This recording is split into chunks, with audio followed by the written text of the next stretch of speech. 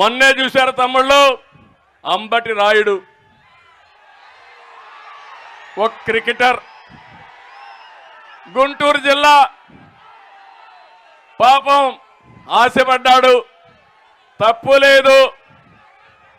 జగన్ మాయగాడున్నాడు, మాయ చేశాడు, నీ గుంటూరు పార్లమెంట్ ఇచ్చేస్తా అన్నాడు, పోయి పని చేసుకోమన్నాడు.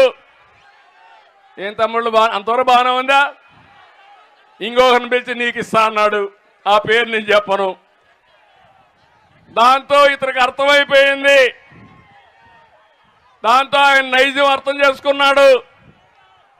వచ్చే ఎన్నికల్లో వైసీపీ క్లీన్ బౌల్డ్ అని అనుకొని అక్కడి నుంచి ఫీల్డ్ లేక్ ఎంటర్ కాక మునిపే పారిపోయాడు. అవునా కాదా?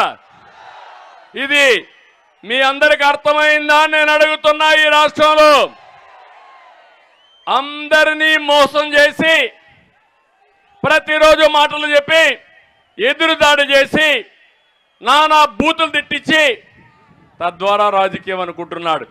నిన్న మొన్న కూడా చూశారు, ఎవడు నన్ను ఎక్కువ తిడితే, ఎవరు పవన్ కళ్యాణ్ ఎక్కువ తిడితే, ఎవరు లోకేష్ని ఎక్కువ తిడితే వాడికే సీటు.